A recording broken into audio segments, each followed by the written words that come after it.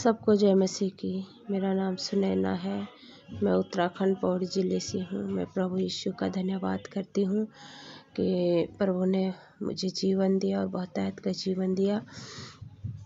मैं प्रभु यीशु मसीह को नहीं जानती थी और 2009 में मैं बहुत बीमार पड़ी और 2009 से और 11 तक मेरे जीवन का बहुत दुख भरा और बहुत ही संघर्ष का मेरा जीवन रहा है, और जिसमें मैंने संसार में बहुत सारे इलाज करवाया, बहुत सारे मैंने अपने आप को बचाने के लिए हमसे जितना हो सकता था हमने किया। जैसे कि मैं आपको बताऊंगी कि मैं डॉक्टर को हमने दिल्ली में दिखाया, और जब हम डॉक्टर को दिखा रहे थे तो डॉक्टर हम जो मुझे दवाई दे रहे थे, दवाई से मुझे उल्टा रिएक्शन हो रहा था और मुझे ठीक नहीं हो रही थी मेरी बीमारी, और मैं उल्टा बीमार हो रही थी।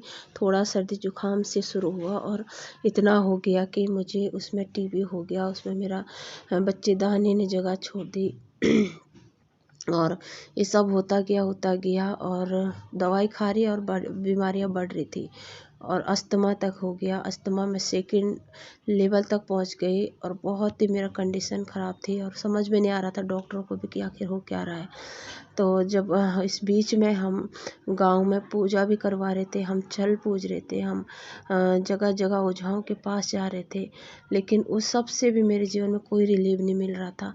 दोनों तरफ से हमारे परिवार वाले मेरे लिए पूरी कोशिश कर रहे थे, लेकिन नहीं हो पा रहा था। बहुत मैं गिरती जा रही थी और एक ऐसे समय आ गया था कि बिल्कुल रात को मेरे सामने मेरे परिवार के लोग, मेरे हस्बैंड, मेरे जो उनके आसपास में रिश्तेदार, उनको भी बुला लेते थे। कई बार वो कहते थे कि अब नहीं बचेगी, सुबह तक तो नहीं बचेगी। इस तरह से मेरी हालत हो जाती थी। और जब ये सब चलता रहा 2009 से 11-12 तक, तो इस बीच में मेरा परिवार, जो मेरा मायके का परिवार है, हमारे कुछ लोगों को प्रभु ने चुन लिया था। मेरे भाइयों ने, बहनों ने मेरे से हमेशा एक बात कहते थे। फ़ोन पे उस समय इतना बात भी नहीं हो पाता था, लेकिन जब उन्होंने मेरे से फ़ोन पे बात करते थे महीने में, 15 दिन में एक दिन, तो यही बोलते थे, तो ये सब छोड़ और प्रार्थना कर। तो मुझे बिल्कुल विश्वास नहीं होता था। मैं कहती थी प्रार्थना से क्या हो जाएगा, हम इतना मुर्गे चढ़ा रहे हैं, हम बकरे चढ़ा रहे हैं, हम इतना खर्चा कर रहे हैं ठीक होने के लिए, कुछ नहीं हो पा रहा है। और ये कहते हैं कि एक प्रार्थना करवा ले तो इससे क्या हो जाएगा। मेरा मन मैं एकदम गवाही नहीं देता था, क्या हो जाएगा, क्या बोलते रहते प्रार्थना प्रार्थना, आखिर प्रार्थना है क्या। तो मैं थोड़ी देर उनको चुप करने के लिए कहती हाँ ठीक है मैं करूँगी। उन्होंने मुझे बाइबिल दिया था, वो उस बाइबिल में एक तरफ धूल जम रही थी और मैं बस यही कहती थी हाँ ठीक है मैं करूँगी, लेकिन मैंने कभी किया नहीं। लेकिन एक समय ऐसे हो गया, मेरा 2 साल का बड़ा बेटा था और मेरा 8-9 महीने का छोटा बेटा था, और जिस मेरे बेटों को जब मैं देखती थी मुझे रोना आता था। मैं कहती थी मैं किसके सहारे इनको छोड़ के जाऊँ, जब मैं अगर मर जाऊँगी इनका क्या होगा। कई बार मेरे मन में विचार आते थे कि मैं बाहर जाऊँ और अपने बच्चों को भी लेके गाड़ी के नीचे आ जाऊँ, ताकि मैं इनके लिए तड़पूं नहीं, क्योंकि मुझे संसार में लगता था शायद मेरी आत्मा भटके कि मैं अपने बच्चों को फिर तड़पते हुए देखूंगी। ऐसे मेरे मन में ख्याल आते थे, मरने के ख्याल आते थे। लेकिन ये सब चलता रहा। मैं बहुत पीड़ित थी, बहुत ही ज़्यादा मानसिक तौर से थी, शारीरिक तौर से थी, आत्मिक तौर से थी, और जैसे कहते भौतिक तौर से थी। हर तौर से मैं इतना दुख झेलती थी कि परमेश्वर जानता। और आज मैं जानती हूँ कि उस समय मेरी दशा क्या थी। परिवार वालों ने पूरा सपोर्ट मेरे साथ किया, लेकिन होता है जब एक समय एक कोई बीमार ठीक नहीं होता तो हर कोई यही कहता है कि अब तो इसकी किस्मत है या इसका शायद इतना ही समय है। तो बहुत दुख का समय था, लेकिन प्रभु का धन्यवाद हो, एक समय आया कि जब मेरे भाई और मेरी बहन बस मुझे जो बात थोड़ा सा बोलते थे कि थोड़ा सा प्रार्थना कर ले। एक बार मेरे भाई ने कहा थोड़ा सा तुम ऐसा करो कि ये सोचो कि तुम्हारी एक दवाई की मात्रा और बढ़ गई, थोड़ा सोते समय थोड़ा सा प्रार्थना करना और थोड़ा सा वचन पढ़ना। और मैंने कहा चलो कोई नहीं। उस दिन प्रभु का इस शब्द ने, परमेश्वर ने मेरे जीवन में काम किया शब्द के द्वारा कि चलो ठीक है थोड़ा पढ़ना ही। तो मैंने उस दिन बाइबल की धूल झाड़ी, नया नियम था और मैंने थोड़ा सा पढ़ा। जैसे मैंने पढ़ा उस दिन मेरा नस में इतनी मेरे सर की नस इतनी चटकी कि मैं एकदम, मेरे को लगा कि शायद मेरे नाक से खून निकलने लग गया और मैं डर गई। मैंने सोचा इसको तो पढ़ते ही बहुत ज़्यादा मेरी और तबीयत ख़राब हो गई, मैंने बंद कर दिया। लेकिन वो सिलसिला उस दिन से परमेश्वर ने डेली कर दिया। मैंने दूसरे दिन भी करा। मेरा सर दर्द होता था, कभी मुझे नींद आती थी, कभी मुझे कुछ ना कुछ बाइबल पकड़ के 2 शब्द पढ़ती थी, होता था। लेकिन ये 1 साल तक चलता रहा, मैं ऐसे करती रही और 1 साल बस इतना ही सिर्फ पढ़ रही हूँ और अपने तकिए के नीचे रख रही हूँ, इतना ही हो रहा है। परमेश्वर मेरे जीवन में काम करने लगे। मेरे जो गंदे सपने मुझे आते थे, जो मुझे रात को डरा देते थे, जो मुझे हिला देते थे पूरा मेरी बॉडी को, तो वो धीरे धीरे कम हो गया। धीरे धीरे जो इलाज मेरा दिल्ली में नहीं हुआ, वो गांव में जाके एक आयुर्वेदिक डॉक्टर ने उस इलाज को करा। और मैं प्रभु का धन्यवाद करती हूँ कि सचमुच जैसे वचन कहता है, मार्ग सत्य और जीवन मैं हूँ, जो मेरे पास आता है उसे मैं कभी ना निकालूंगा। मैंने होते हुए देखा प्रभु को के कार्य को अपने जीवन में, और मैंने देखा कि वो रास्ता खुल रहा है। जो शारीरिक, जो मेरा दवाई से डैमेज हो चुका था शरीर, वो उन दवाइयों से 4 महीने इलाज करा तो शरीर का जो प्रॉब्लम थी वो धीरे ठीक हुआ। लेकिन जो आत्मिक थी वो तो आत्मा से ही जाना था। उसके बाद हम जब दिल्ली आए, हमने यहाँ पे हम कुछ नहीं जानते थे चर्च के बारे में और पास्टर के बारे में, लेकिन प्रभु ने ऐसे द्वार मेरे लिए खोला मेरे अंदर।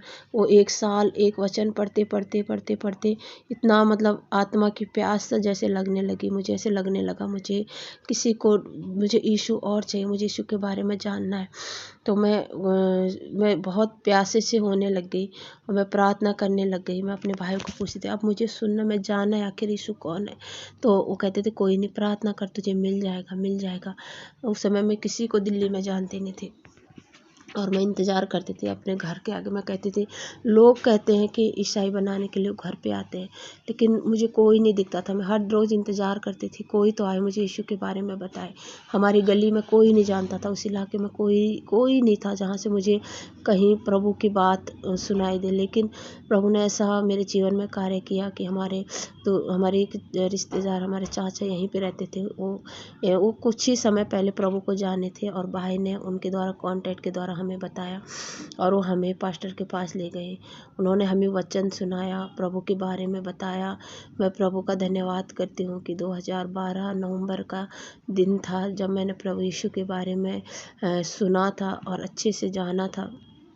और उस दिन मैंने अपना जीवन प्रभु को दिया और परमेश्वर, जब मैंने अपना जीवन प्रभु को दिया और मैंने कहा अब मैं यीशु के लिए जीऊँगी और इसी के लिए मरूँगी, क्योंकि यही मेरा आखिरी और पहला प्रभु होगा। क्योंकि मैंने जब से मैं बचपन से अभी तक मैंने बहुत सी ईश्वरों की सेवा की और जो भी हम देखते, जो भी ईश्वर हम देखते थे टीवियों में, जो भी आता था सीरियल आते थे, मैं उन्हीं की भक्ति करने लग जाती थी। मुझे बहुत शौक था, बचपन से ही मेरे अंदर एक ईश्वर भक्ति थी, बहुत शौक था मुझे पूजा पाठ करने का। क्योंकि मुझे हमेशा ये लगता था कोई है जो कि जिसने सब कुछ बनाया, कोई है जिसकी नज़र मेरे ऊपर है। ऐसे मेरे अंदर बचपन से एक डर था परमेश्वर का कि मतलब एक भगवान होता है और जो हमें दिन रात देखता रहता है, हमारे गलत हमारे अच्छाई को देखता है, ये हमेशा था। लेकिन ये पता नहीं था वो परमेश्वर यीशु मसीह है। लेकिन वो मैंने जाना 2012 के अंदर और मैंने कहा, हे पिता, अगर तू सच्चा परमेश्वर है तो अब तू ही मेरा पहला और तू ही मेरा आखिरी परमेश्वर होगा। इसके बाद में अब, क्योंकि मेरे अंदर विश्वास करने के लिए क्षमता भी नहीं है और मैं किसी को अपना ईश्वर नहीं मानूंगी। तो परमेश्वर का धन्यवाद हो कि वही सचमुच पहला और वही अंत परमेश्वर जब मैंने पढ़ा तो वही था। और मैं प्रभु का धन्यवाद करती हूँ। मैं जो मेरे आत्मिक बीमार थे, मेरे अंदर पूरी दुष्ट आत्माओं की सेना थी और वो सेना मतलब मेरे बचपन से मेरे अंदर थी और मुझे नाश कर रही थी, जिसके कारण मैं बीमार पड़ी, जिसके कारण मेरे पति, मेरे 2 बच्चे, सब के अंदर उसका छाया थी और वो सबको बीमार करता था, सबको प्रॉब्लम में डालता था। और फिर जब उसने अपना प्रगटीकरण बताया, जब वो मेरे अंदर से निकला, उसने अपना पूरा बखान किया कि मैं ऐसे मैंने ये सब किया है। तो हमने फिर प्रभु यीशु पे हमारा विश्वास और दृढ़ हुआ और हमने निश्चय किया हम परमेश्वर को ढूंढेंगे, आगे बढ़ेंगे और हम यीशु मसीह को ढूंढने लगे। हम चर्च जाने लगे, हम प्रार्थना करने लगे और जो हमें हमारे अगुवे सिखाते हम वो करने लगे और परमेश्वर मुझे धीरे धीरे छुटकारा देने लग गया और मैं धीरे धीरे जो शारीरिक बीमारी थी हो गई। लेकिन मेरे मुझे डॉक्टर ने अस्थमा डिक्लेयर कर दिया था। मैं दूसरा स्टेप लेती थी अस्थमा का। उन्होंने कहा फर्स्ट इसका 4 स्टेप होता है और आप सेकंड स्टेप तक मैं पहुंच गई थी, और 4 स्टेप के बाद बोलते हैं कि कोई इसका इलाज ही नहीं है। लेकिन प्रभु यीशु का मैं धन्यवाद करती हूँ। मैं वचन पढ़ती, परमेश्वर मेरे से बात करते गए, बात करते थे। उन वचनों को मैं अपने अंदर लेती थी, और एक दिन प्रभु ने मेरे से बात करी। मैं भले चंगों के लिए नहीं, मैं बीमारों के लिए आया हूँ। मैं धर्मियों के लिए नहीं, मैं पापियों के लिए आया हूँ। इस वचन को मैं सोचने लग गई। पवित्र आत्मा मेरे से बात किया कि मैं भले चंगों के लिए नहीं। मैंने कहा हाँ प्रभु, मैं तो सबसे बड़ी बीमार हूँ और मैं सबसे बड़ी पापी हूँ, क्योंकि मैं दुख तकलीफ़ों को झेल रही हूँ, क्योंकि संसार कहता है पापी लोग ही झेलते हैं। तो मैं ऐसे ही उसमें मनन करने लगी, और मैंने उस दिन कहा, हे पिता, सचमुच अगर तू जीवन देता है, बहुतायत का जीवन देता है, तो मैं अब दवाई से ठीक नहीं रहूँगी। अब आपका वचन कहता है कि वो जीवन पाएंगे और बहुतायत का जीवन पाएंगे।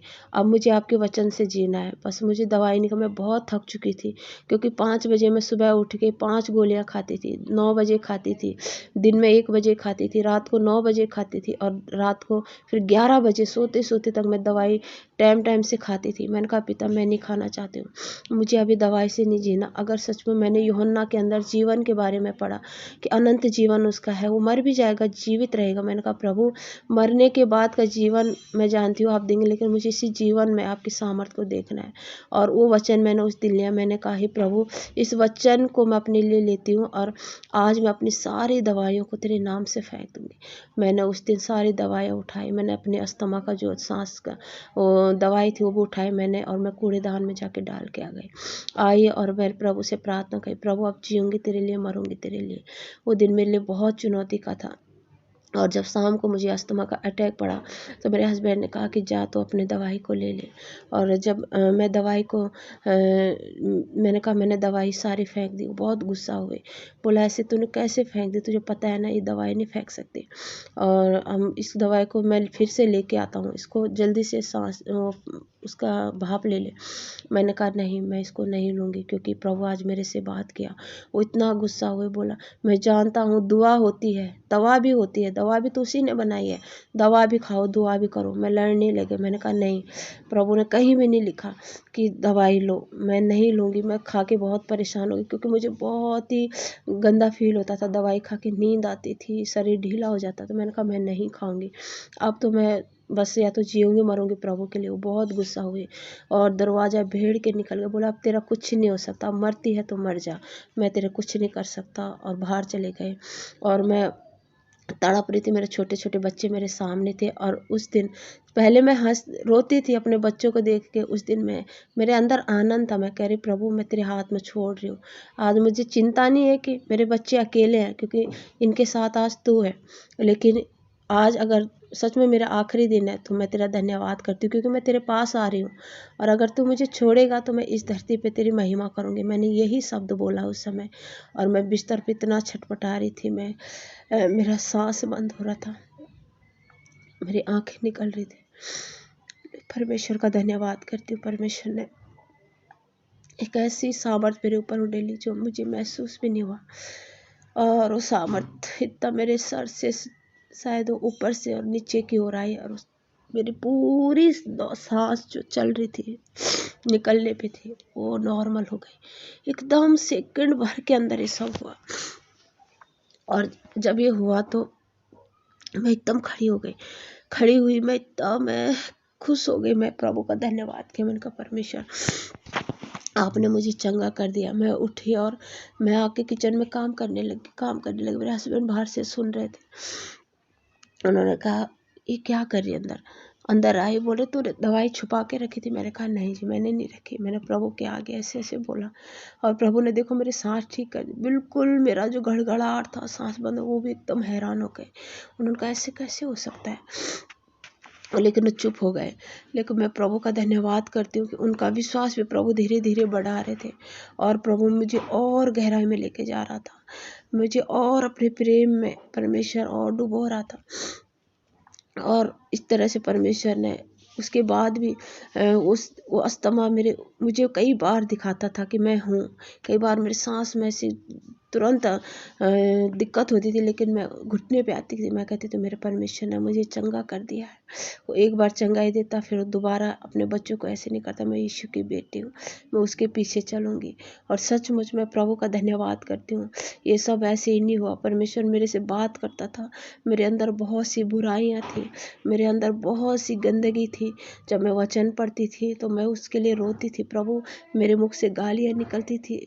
प्रभु आपको ये पसंद नहीं है, उसे दूर कर।